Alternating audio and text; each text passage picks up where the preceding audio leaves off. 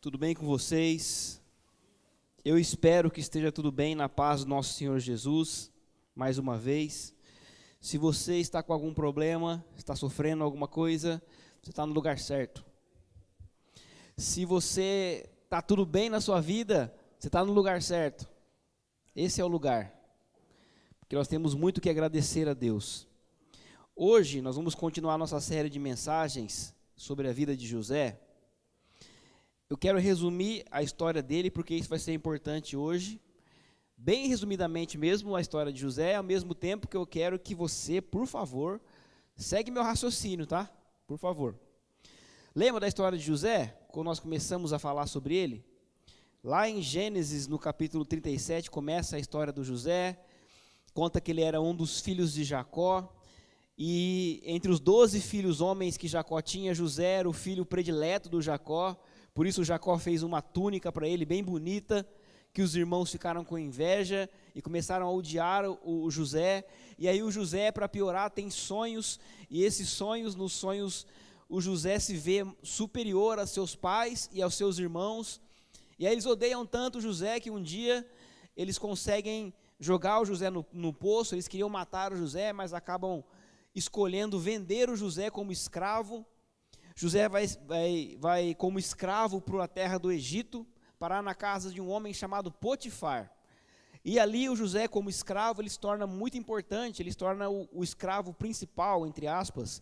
Ele começa a administrar aquele lugar, a casa do Potifar. E só que um tempo depois, a mulher do Potifar cresce o olho no menino.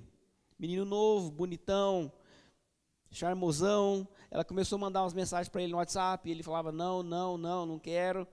E até que um dia ela não aguentou e foi agarrar o menino, e ele correu, fugiu.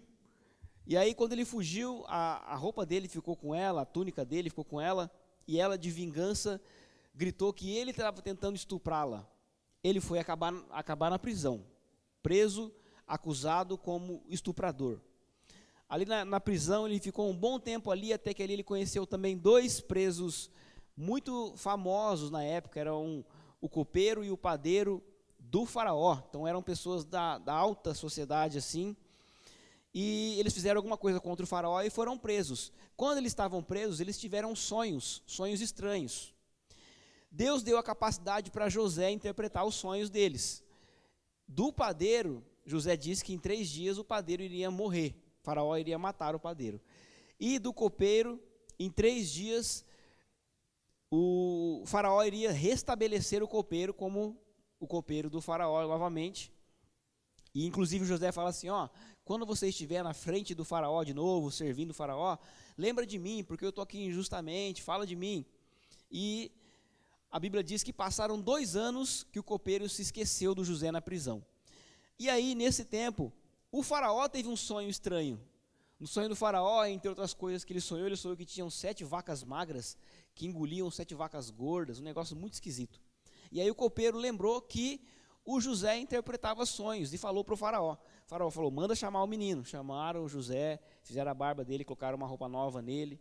E aí ele foi diante do faraó e Deus deu novamente a capacidade para que José interpretasse o sonho agora do faraó. José fala assim, seu sonho significa o seguinte, nós vamos ter 7 anos de fartura na terra, vai ter muita comida, muita coisa, só que depois disso nós vamos ter 7 anos de escassez, de fome. Então, faraó, faz o seguinte, procura alguém que é capaz de administrar os 7 anos de fartura, para guardar um pouco dessa fartura, para que nos 7 anos de fome não falte comida. O faraó olhou e falou, tá aí, gostei da ideia, do plano, e você esse cara, gostei do seu plano, você agora é o governador do Egito, você só está abaixo de mim, e você vai administrar toda a terra do Egito. Estou aqui a chave do Egito, estou indo para minha casa assistir Netflix. Nós paramos aqui a história do José, Gênesis capítulo 41, e hoje não vou continuar a história do José. Não vou dar continuidade nessa história, você já vai entender por quê. Essa talvez é uma mensagem um pouco à parte em relação àquilo que nós estamos falando, mas que vai encaixar no nosso contexto. Vamos deixar a lição mais bonita para ser a última lição. Mas Não sei se você percebeu, você que está acompanhando aqui nossa série de mensagens, desde o começo, você percebeu que nós temos uma constante nessa série de mensagens, que a constante é a seguinte: nós mostramos uma situação que o José viveu, falamos para você, olha só, nessa situação, nessa circunstância, o José agiu assim, então faça como José fez. Nessa outra circunstância aqui, ó, quando ele passou por isso, ele não fez o que normalmente nós fazemos, ele fez assim. Então, eu e você devemos fazer como José fez. Todas as mensagens foram dessa maneira. Vemos exemplos daquilo que José viveu e aplicamos para a nossa realidade aqui. Hoje não vai ser assim. Hoje eu não vou mostrar para vocês exemplos daquilo que José viveu para aprendermos sobre a integridade. Mas hoje eu quero pegar um contexto geral da história do José, e se você talvez olhou essa história com uma dificuldade de falar assim, poxa, eu não consigo chegar no nível do José, como que eu consigo fazer as coisas da mesma maneira que o José conseguiu fazer? Então hoje eu quero mostrar para você alguns passos de como ser íntegro. Uma coisa um pouco mais didática, talvez. Um pouco mais, não sei, didática mesmo. Então, para começarmos a falar sobre isso, você já vai entender o que eu quero dizer. Abre lá em Salmo 115. Salmo 115, nós vamos ler os versículos de 1 a 3. Tá? Nós não vamos sair do contexto do José. Antes de ler o Salmo, vamos fazer mais uma oração? Nós te louvamos, Pai, nós nos rendemos graças ao Teu nome. Obrigado, Pai, porque é o Senhor quem fala à Tua igreja. Obrigado porque é o Senhor quem expressa, Pai, aquilo que o Senhor deseja para que cada um de nós aqui possa ser moldado pelo Senhor, Deus. Continue a falar conosco, Pai. Eu peço pela Tua graça, eu peço Sua misericórdia sobre nossas vidas, Pai, porque precisamos do Senhor para viver. E por isso, Espírito Santo, seja o Senhor a falar conosco neste momento. Em nome de Jesus. Amém. Salmo 115, versículos de 1 a 3, diz assim, ó: Não a nós, Senhor, nenhuma glória para nós, mas sim ao Teu nome, por Teu amor e por Tua fidelidade. Porque perguntam as nações, onde está o Deus deles? O nosso Deus está nos céus e pode fazer tudo o que lhe agrada. O nosso Deus está nos céus e pode fazer tudo o que lhe agrada. Você percebe que isso aqui tem tudo a ver com a história de José. Eu vou explicar para você por quê.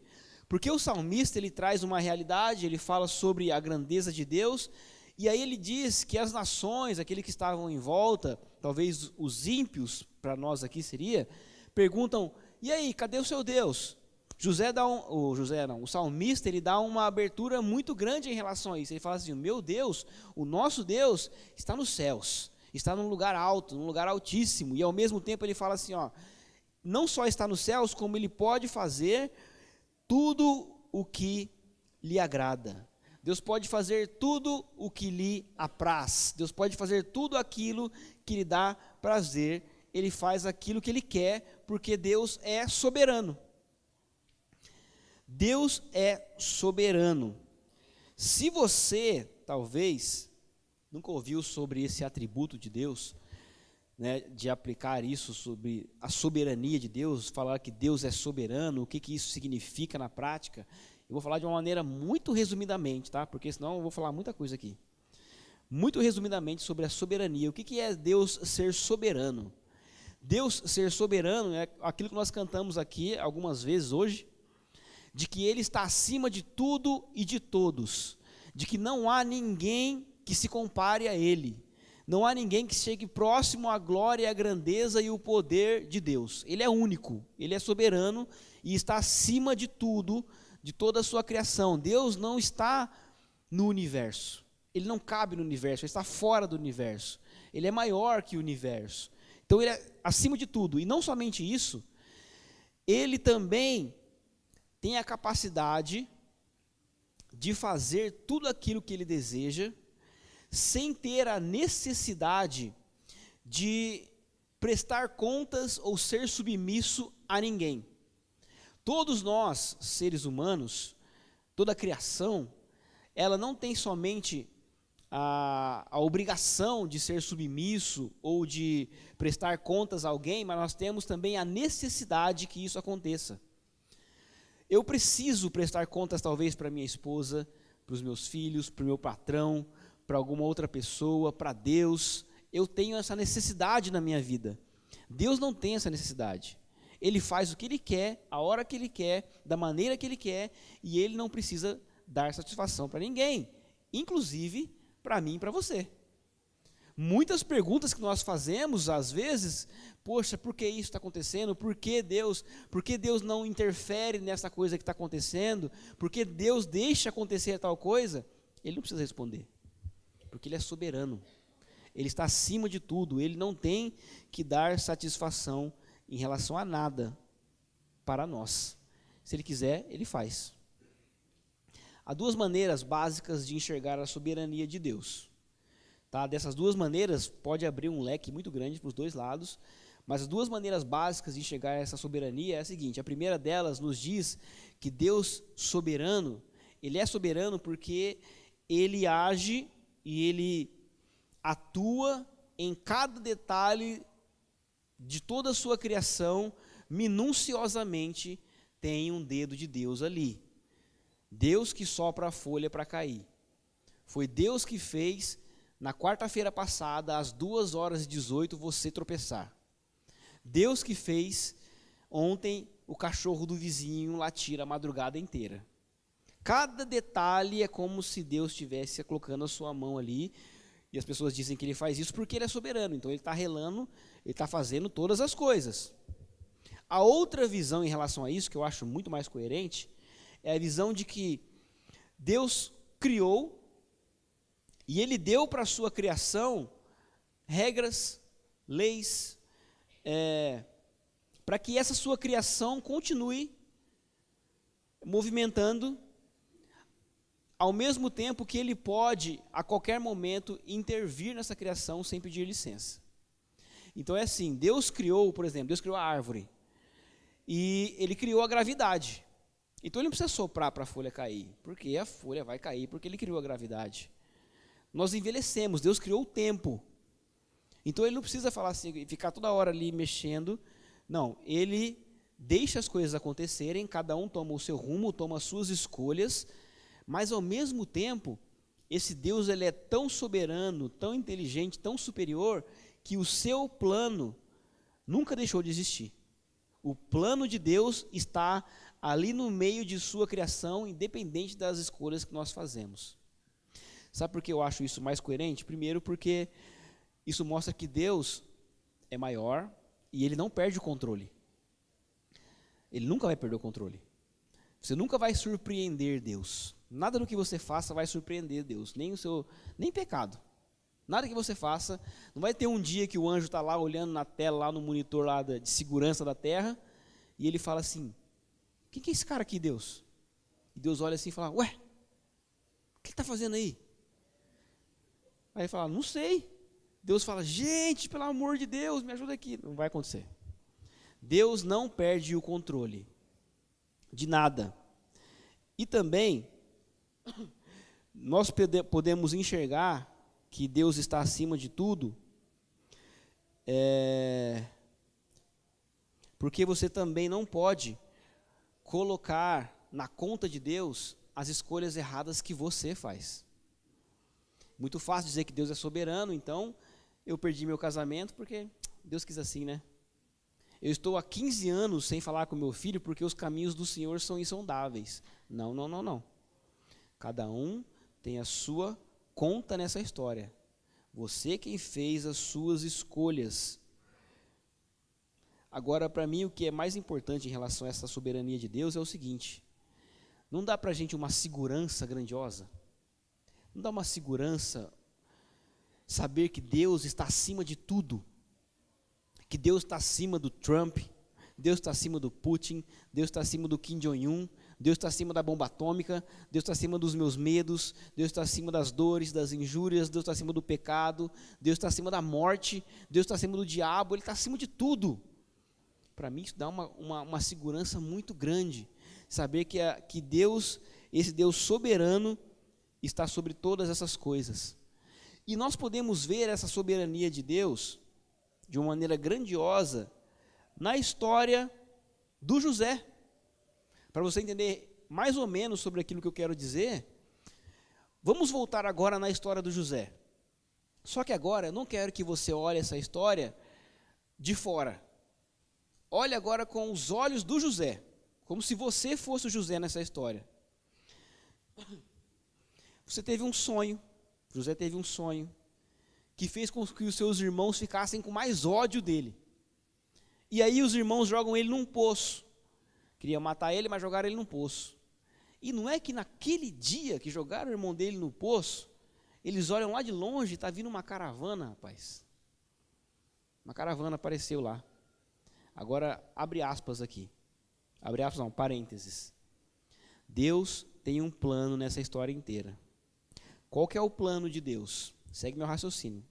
O plano de Deus é o seguinte: daqui a alguns anos vai ter fome na terra. E o povo de Deus precisa ser alimentado nesse tempo. Então Deus precisa levar alguém do seu povo para a terra do Egito, onde vai haver alimento, para que o seu povo possa ser alimentado. Como é que Deus vai fazer isso? Volta para a história do José.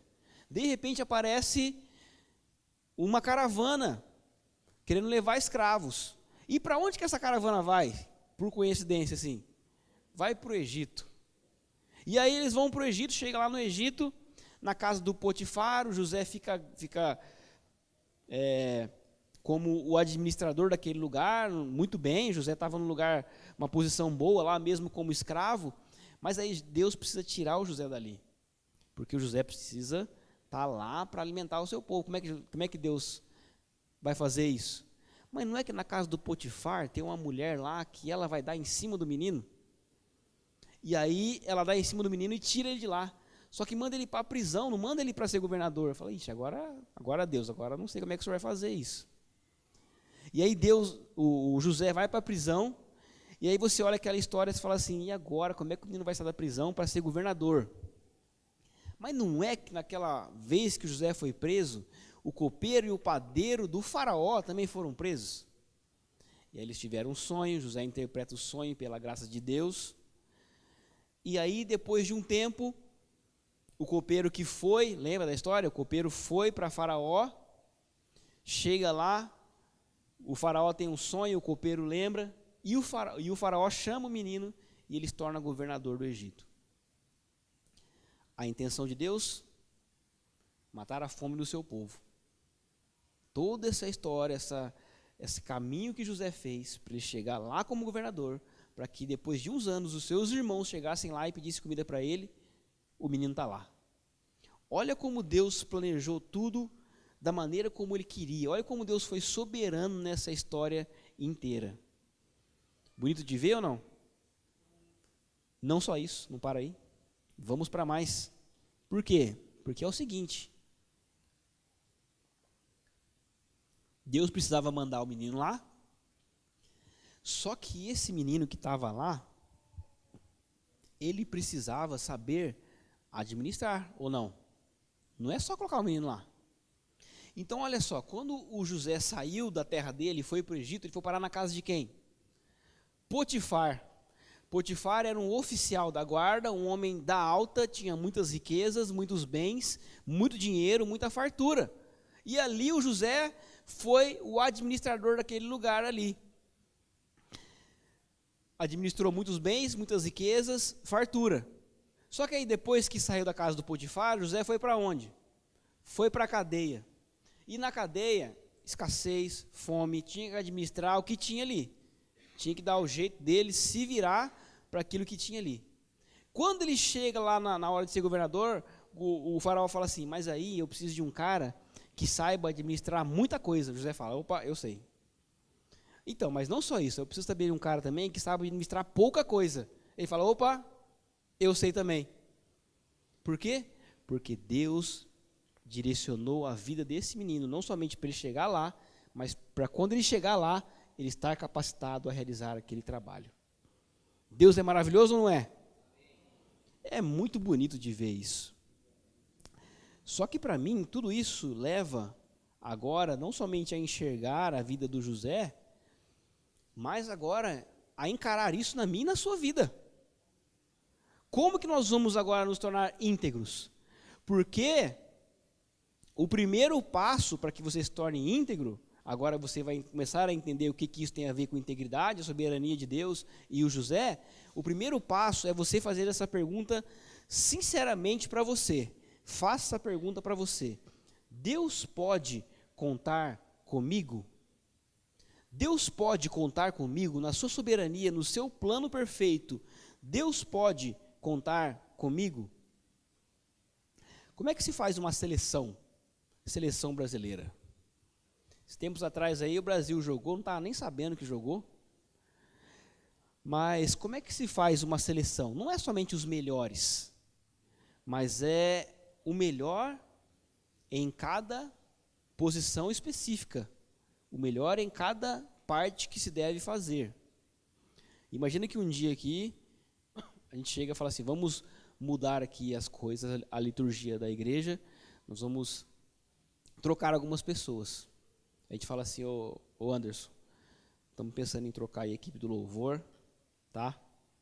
A gente vai colocar o Wilde na batera, a gente coloca a Denise na guitarra, coloca o Júnior no baixo e o pastor Jesse vai cantar. Fica bom? Deus é bom, né? Aí é o seguinte, a gente fala assim, ô Zuzu, você vai administrar a igreja. Aí eu chego para ela e falo, Zuzu, viu a programação da semana que vem? Ela não vi. E a gente coloca o Gui, o filho do Mozart da Paula, para pregar domingo que vem. Todas as pessoas que eu falei, menos o pastor Justin, podem ser capacitadas para fazer o trabalho específico aqui.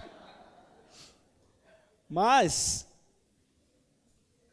não somente em coisas, talentos,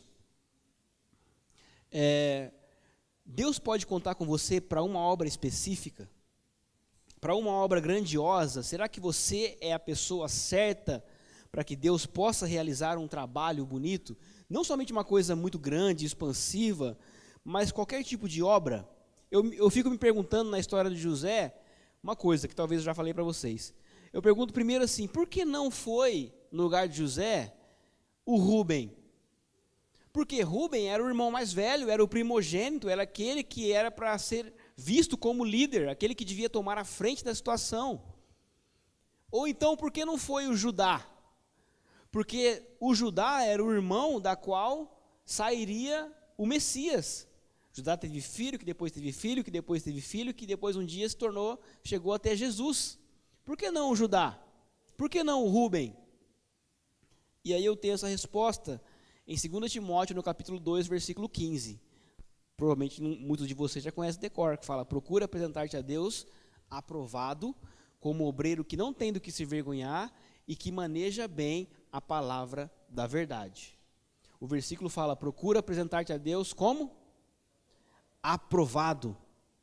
Aprovado não é bom, não é legal, não é gentil. Aprovado é aquele que passou pela prova. Aprovado é aquele que foi avaliado e foi avaliado bem. Só é aprovado aquele que foi provado. E aí, se você olhar para a história desses homens que eu falei, você fala assim, por que não foi o Rúben? Volta lá no capítulo 37 de Gênesis, que você vai lembrar, não precisa abrir não. Você vai lembrar o seguinte, que quando os irmãos chegaram assim, vamos matar esse menino aqui, vamos matar o José. O Rúben, como líder, como o irmão mais velho, como aquele que era o primogênito, ele tinha que chegar na situação e falar, opa, parou a palhaçada aí, José, vem aqui atrás de mim aqui, quero ver quem vai relar em você. Acabou, hein? Chega de graça. Mas ele não fez isso. Ele chegou na história, você vai ler depois na sua casa lá o versículo, ele fala assim, não vamos matar ele não, vamos jogar ele num poço. Bananão. Não tinha capacidade de ser o líder. Ele não queria desagradar os seus irmãos. E aí eu fico imaginando, se fosse o Rúben, ele chegasse diante do faraó. E aí o faraó falasse, e aí, como é que você interpreta sonhos? Não sei, faraó, vamos ver aí, né? Por que não foi o Judá? Lembra que eu falei lá atrás, que tem o capítulo 38 de Gênesis, que conta uma história paralela, que parece que não tem nada a ver com a história de José. Ali conta uma história do Judá. Diz que o filho do Judá teve uma mulher, eu não vou entrar em detalhes aqui, mas o filho do Judá morreu, e aí o Judá tinha que resgatar aquela mulher, porque era a regra naquela época, ele tinha que resgatar aquela mulher, e aí ele acaba não resgatando aquela mulher, e aí ele passeando um dia, essa mulher se disfarça de prostituta, e aí o Judá tem relações sexuais com ela, e depois ele descobre, olha que bagunça total. Depois seria na sua casa. Por que não o Judá? Porque o Judá, se ele estivesse na casa do Potifar, e a mulher do Potifar desse em cima dele, o que ia acontecer? Não ia dar certo. Então tinha que ser o José. Porque Deus podia contar com José. E a pergunta que eu faço é, e você? Deus pode contar com você? Ou será que tem traços ainda no seu caráter, na sua integridade, que precisam ser moldados? Que se chegasse lá na frente dessa obra de Deus e falasse assim, esse aqui não dá não, esse aqui não dá para contar. Porque quando chegar lá naquela parte ali, ele vai cair. Deus pode contar com você, o primeiro passo. E o segundo passo, para que você saiba isso, é o seguinte: enxergue as circunstâncias como aprendizado. Enxergue as circunstâncias como aprendizado. Uma pergunta que eu já fiz muito e talvez você também já fez. É a pergunta: por que isso está acontecendo comigo? Por que, Deus? Tem uma irmã que não vinha na igreja, não vem mais, mas eu lembro que elas perguntavam uma vez sobre doença, ela falava, por que isso aconteceu comigo? E ela me disse que um dia ela chegou e perguntou para ela mesma, por que não eu? O que eu tenho de diferente das outras pessoas que para mim não? E na verdade a pergunta correta não seria por que Deus? A pergunta correta seria, para que Deus? Qual é o propósito que isso está acontecendo comigo? Por que eu estou passando por essa situação hoje? O que o Senhor quer me dizer? O que o Senhor quer me ensinar sobre isso que eu estou passando? Por que eu estou ao redor destas pessoas aqui? De novo, volta para a história do José e olha os personagens em volta dele, e você vai perceber que cada um deles era necessário para provar ou para mostrar a integridade do José, ou para que de fato ele aprendesse a ser íntegro na sua caminhada. Se Deus tivesse uma pranchetinha assim e falasse assim, eu preciso de um cara para ser o governador do Egito, para matar a fome do meu povo, mas aí eu tenho que achar um cara, tem que ser o cara certo. E aí Deus fala assim, vamos ver, vamos provar esse cara aqui, vou colocar algumas pessoas na vida dele. Vamos lá. Potifar, esse cara vai me provar que ele é leal às ordens e que ele não vai abandonar, ele vai cumprir todas as ordens. Opa, José, confere. Mulher do Potifar, vamos ver aqui.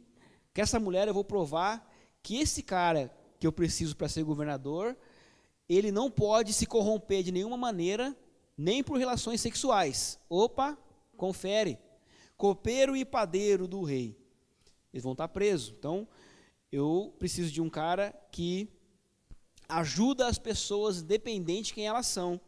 Opa, confere. Faraó, eu preciso de um cara que quando ele estiver lá, ele não negue a sua fé. Ele vai ter que ser um cara firme e fiel. Confere. Irmãos, eu preciso de um cara que vai agir pela razão e não pela emoção. Que quando ele encontrar os irmãos dele, ele não vai agir por vingança, mas ele vai perdoar. Confere. Esse é o cara que eu preciso. Sabe por que isso aconteceu com José? Porque cada situação que ele passou na vida dele, ele enxergou como um aprendizado. Cada pessoa que estava na vida dele, ele enxergou como um aprendizado. Cada pessoa que está na sua vida hoje não está aí à toa. Sabe esse marido aí que você fala assim, queima Jesus, queima, Jesus não queima? Ele não está aí à toa. Sabe essa mulher, você fica querendo colocar a mão no ouvido e ficar lá, porque ela fala muito? Ela não está aí à toa. Seus filhos, seu chefe, aquele seu amigo que fez uma coisa que você detestou. Como é que você lida com as suas frustrações? Como é que você lida quando as coisas não acontecem exatamente da maneira que você planejou ou do jeito que você queria? Você chora? Você fica, porque eu estou sofrendo demais? Ou você enxerga mais uma oportunidade para crescer e para ser íntegro? Você passa por muitas situações na sua vida, talvez você já percebeu isso, que são repetidas. Já pensou nisso? Poxa, eu estou brigando pela mesma coisa com a minha mulher, de novo. Aconteceu isso de novo no meu trabalho. Olha, eu fui demitido de novo por causa disso. E sabe por que você passa de novo? Porque ainda não aprendeu. Ainda precisa passar mais uma vez por aquela situação até aprender. Você já venceu os ciúmes? Já venceu a inveja? Já venceu a raiva, a mágoa, aquela coisa que você fala assim, que fez mal para mim, que fez mal para aquela pessoa que eu amo, ela vai sofrer, vai. Já venceu a fofoca? Ou toda vez que alguém chega perto, você tem que dar o seu comentário a respeito da pessoa ou do casalzinho ali que você acha? Vai acontecer várias vezes, sabe por quê? Talvez, você não saia do lugar, não melhora, entre aspas, porque você não tem suporte para isso ainda. Não tem capacidade disso ainda. Talvez está naquela situação de novo, porque você ainda não aprendeu em relação a ela. E que tal, só uma dica, você olhar essa situação como uma forma de aprender? Eu creio que foi isso que José fez, e é por isso que ele foi até o final aprovado, íntegro. Pergunta para você mesmo, como é que eu posso, se Deus pode contar com você? Enxerga as circunstâncias como um aprendizado. E terceiro, extremamente importante, nunca se esqueça que Deus está com você. Deus está com você. Guarda isso na sua cabeça. Deus está com você.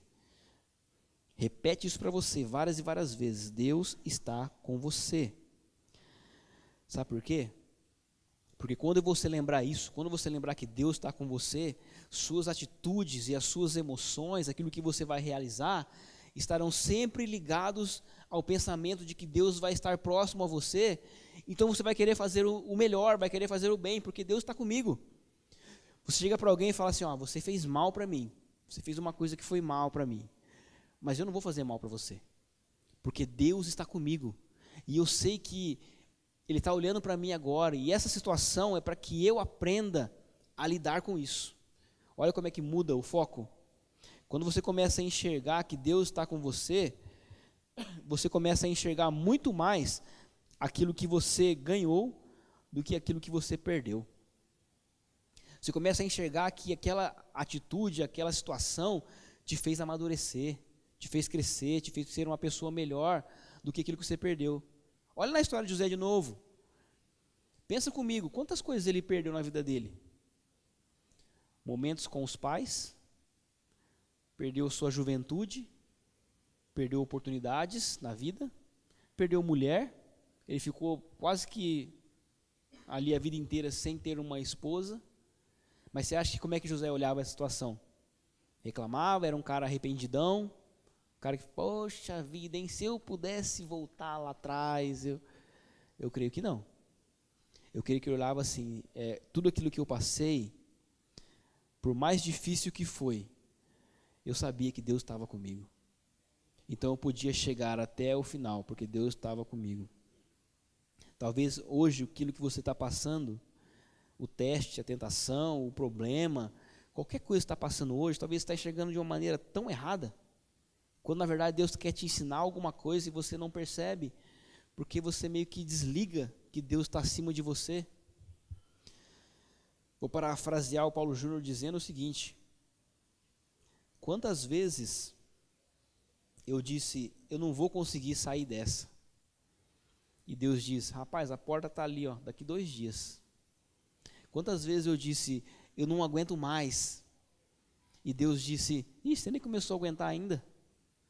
Quantas vezes eu disse assim, agora chegou o meu fim. E Deus falou, nem começou. Porque eu ainda não enxerguei de fato que Deus está comigo. E Ele não perde o controle. Lembra? Ele não perde o controle, ele não vai perder o controle.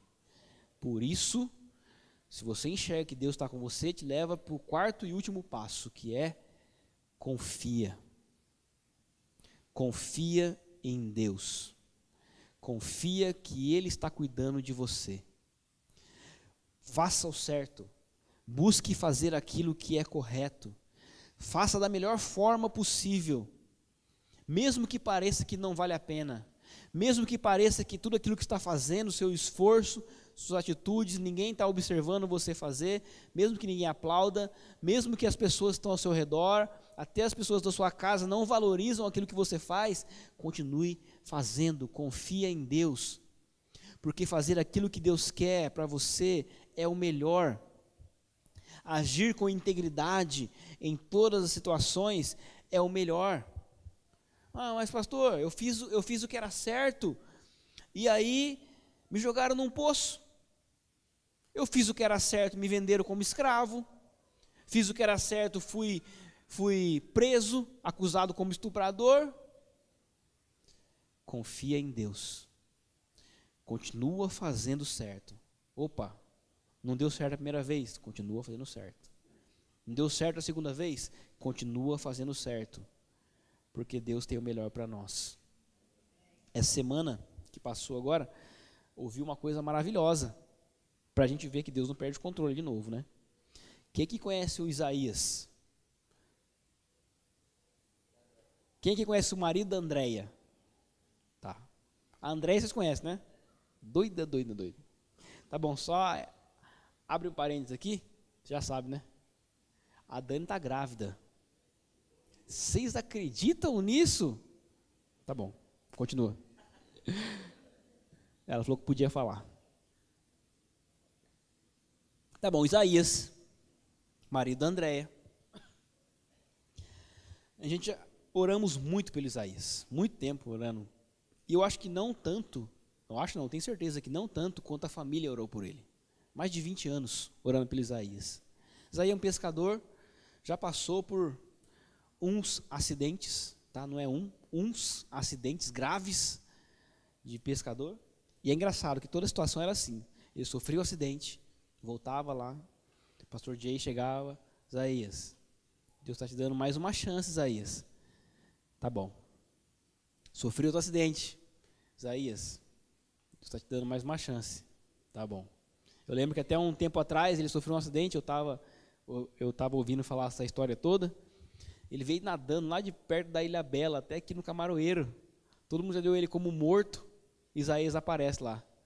E qual que é a história? Isaías, Deus está te dando mais uma chance. Isaías nada. Esses tempos atrás, ele sofreu outro acidente. E aí, o que aconteceu? Pastor Jay? Mais uma chance? De novo. E aí, uns dias depois, ele foi no médico, estava com uma dor muito forte no peito, Isaías. Foi lá no médico, fez os exames, a médica olhou os exames dele e falou, por acaso o senhor passou por algum trauma esses dias? Passei. Então, os seus exames aqui não deram nada. Estou achando que o senhor está com início de depressão, o senhor precisa buscar um psicólogo. Isaías, que nunca se importou, olhou para a médica e falou assim, sabe o que eu preciso mesmo? Eu preciso de Deus. Virou as costas e foi embora. Semana passada, Isaías me encontra com um amigo dele, outro pescador, que é o quê? Crente. Chamou ele para a casa dele, oraram juntos, leu a Bíblia e tascou Deus no Isaías de novo. Isaías volta para casa. Chega lá, fala para André, quero que a igreja lá, eu vou lá. Quero ir na igreja hoje. Foi na igreja, domingo passado, sentadinho lá, falou, como é que eu faço para entregar minha vida para Jesus? Foi lá na frente, ajoelhou, entregou a vida para Jesus, falou, pastor Jay, eu quero que o senhor faça um devocional comigo, um discipulado comigo, faz um estudo na minha casa, está lendo a Bíblia pela primeira vez, mudou a vida. Agora é o seguinte, mais de 20 anos orando por esse homem, 20, não é 1 nem 2, 20 anos orando. Se ele vai se firmar como cristão, se a vida dele agora vai seguir, Deus, quem sabe, o tempo vai nos provar isso. Mas, e se ele não tivesse sofrido um acidente? E se ele não tivesse encontrado um amigo crente? E se a Andréia tivesse desistido no meio do caminho do seu marido? Tivesse desistido do casamento? E se ela e a Dani não tivessem dado um testemunho para ele e o resto da família? Essa história poderia ser muito diferente. E não só isso. Eu tenho certeza que Deus usou isso não somente para tratar com Isaías. Agora peguei você. E se Deus usou esse tempo inteiro, 20 anos, para que Andréia aprendesse a lidar com o marido dela? Para que ela tivesse a capacidade de perseverar por 20 anos orando para um homem que não é cristão, dentro da casa dela. E normalmente essa é a minha e a sua parte. Nós olhamos só para a parte do outro, mas agora, e eu? Como que Deus está me provando nesse meio termo aí? Confia em Deus. Ela confiou em Deus por 20 anos. E eu creio, em nome de Jesus, que agora deu certo. O nosso foco não é o céu. O nosso foco é nos tornar a imagem e semelhança de Jesus Cristo. E para isso, cada coisa que nós passamos na vida é mais um teste para que nos tornamos cada vez mais íntegros. E aí, para eu encerrar, eu faço essa pergunta, que eu acho que talvez era para você fazer. Para quê? Não é por quê? Para que eu estou aqui hoje ouvindo esse careca falar? Para que você está aqui hoje? E eu creio que Deus também quer mudar a sua história, para que você possa se tornar íntegro como José. Vamos orar. Obrigado, Senhor Deus. Obrigado pelo teu cuidado, pela tua proteção. Obrigado porque nós podemos confiar, Pai, que diante de todas as coisas que acontecem na nossa vida, sejam elas difíceis, horríveis, trágicas, ou os problemas diários que nós temos com a nossa família, nossos amigos, nossos irmãos, sabemos que o Senhor não perde o controle, Pai. E sabemos ao mesmo tempo que o Senhor está querendo nos ensinar algo. Por isso, abra nossos olhos, Deus. Confronte-nos a cada dia com a sua palavra, com o teu Espírito, para que possamos aprender cada dia como sermos uma pessoa melhor, como nos tornarmos íntegros, homens íntegros, mulheres íntegras, assim como José aprendeu na sua trajetória. Abençoe a sua igreja, Deus. É o que eu te peço no nome de Jesus. Amém.